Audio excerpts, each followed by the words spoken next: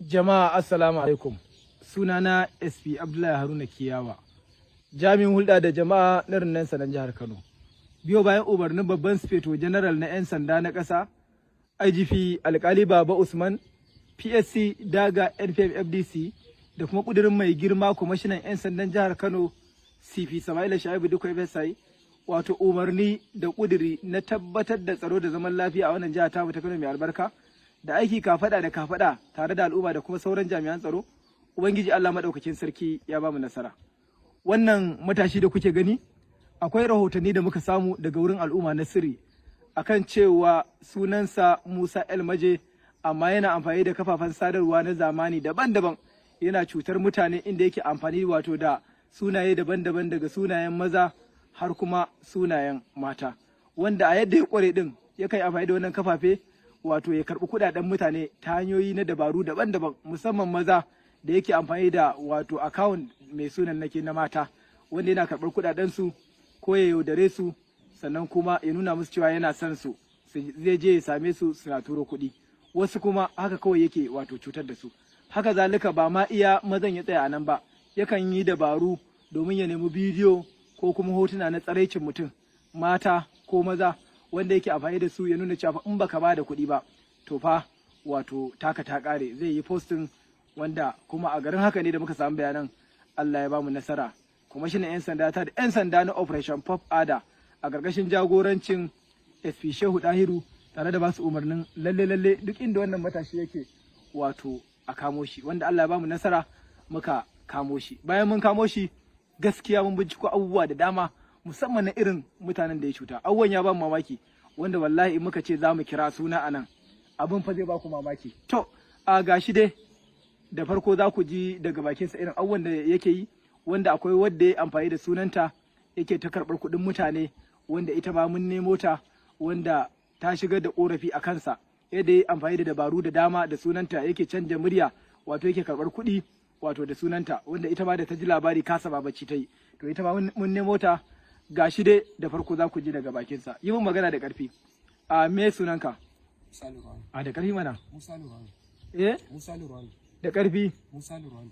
Shekarunka nawa? 25. A ina kake da zama? Ban Nasarawa. To ga ka a wajen 'yan sanda, ba mu labari me kai aka kamo ka? Ina amfani da kafar social media na Facebook da sunan wata mai suna Zara Mansur.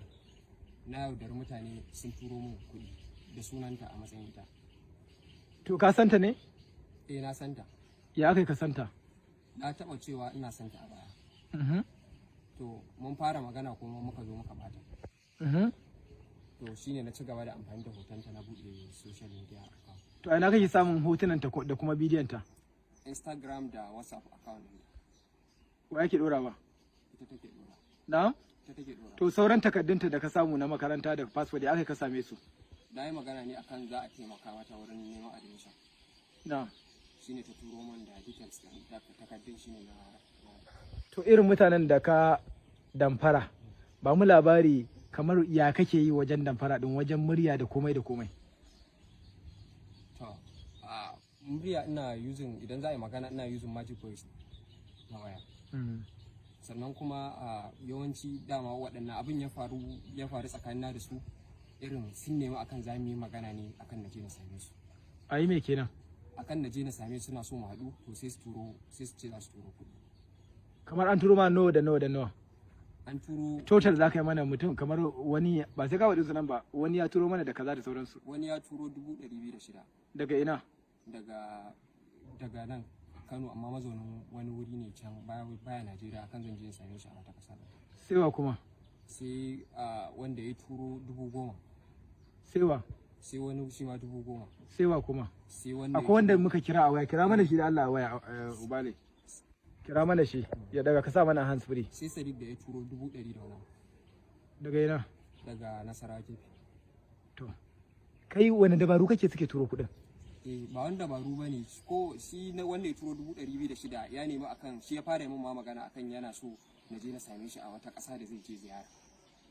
To ya aka ka nuna masa cewa kai ne Zara din? Shine a ta Facebook account din yayi mun magana. Na'am. Sai ce zan je in same shi a ƙasar, saboda haka ya turo kuɗin ticket. To Malam Sadiq. Hello? Hello. Yauwa ga wannan muna tare da shi. Kaman ne ya kai kuɗi ya karɓi naira nawa a hannunka? 200,000 da 1,000.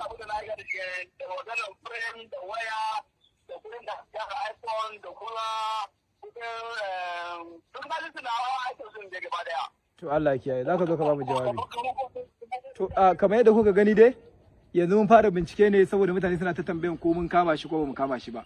Daga bayanansa da maganganu da chatin ɗin da ya da dama, mun ga abubuwa da dama da masu korafi da yawa kansa. To ga ita wadda abin ya shafa, ita ta nema yadda mutane suke kiranta, wato ta nema a nuna fuskar ta ba don ta yi bayani. Me sunanki? Sunana Zara Mansur. Shekarunki nawa? Shekarun 20. Wannan ya kuke da shi? Bayan ya ce ina so na, nuna yana so na, to sai ya nuna masa ba na son shi. Sai na rabu da shi, ana dina magana da shi. Amma kafin nan ya haɗa ni da cewa wai akwai mamansa ya ba ta namba ta su take yi min magana a zuwan mamansa ce. Sai nake girmama ta haka nake gaisa amma shi san ba kula shi nake yi ba. To kwanakin baya kawai sai na ji ana cewa ana amfani da irin account ina, an buɗe Facebook da account ina, mutane sai su mun magana su ce Zara Mansur kina comment a BBC Hausa kina yin menene. Abin yana damuna sai na faɗa mamana. Na ce kin ji abin da ake faɗa, na faɗa sista na. To sai wani ya bani shawara ya ce ki yi bidiyo a zuwan ba ke kike yi ba, sai ne bidiyo na ɗora. In ne bidiyo na ɗora ni ba wasu wannan ne da ni ba. To kin kai wa 'yan sanda rahoto? Gaskiya ban kai wa 'yan sanda rahoto ba. Videos dai nake yi ina ɗora ina ba ni bace ba saboda ko da yaushe sai a zo a ce mai ai ni ce wani ma akwai san ɗin da na je Barakat saboda ina business na snacks. Sai ya fito a wani store ne Barakat. Sai yake min magana. Ke Zara Mansur sai na ce menene, sai ta ce ina chatting da ke din, ke sai ana chatting da ke har mu'amala ta hada mu, to ina kudi yana tura miki ce zan siya abu a wurin ki. Sai na ce wallahi malam ban san ka ba ni bace ba. Yace ke fa irin hankali ce in na so in miki garin nan. To yanzu dai ga gaskiya ta fara fitowa. Yanzu me kike bukata da shi wannan? Gaskiya ina son a bin mun haƙina saboda mutane da dama suna sha ma wai ko ni nake da. To ina kuma soyayya ta ku ta baya da aka tabbata. Ba soyayya bace dan ni gaskiya ko a can din da yake tare da ni. To a ina ke samun bidiyon ki da hotunan ki? Gaskiya ni ina yawan posting ne, ina dora a WhatsApp haka. To yanzu wane darasi kika dauka? Na koyi darasin cewa dina haka yaɗa pictures ɗina a social media sosai. Kuma idan abu ya faru fa irin wannan in kina zargin ana amfani da kan make up. Yan sanda direct. To alhamdulillah kamar yadda kuka ji gashi nan dai kwamishinan 'yan sanda ya ba da umarni a gudanar da bincike na kwakwaf. Ka yi wa mutane bayani yadda kake muryar nan a takaice za ka faɗa. Yadda nake murya normal ne, ina using magic voice daga wayan.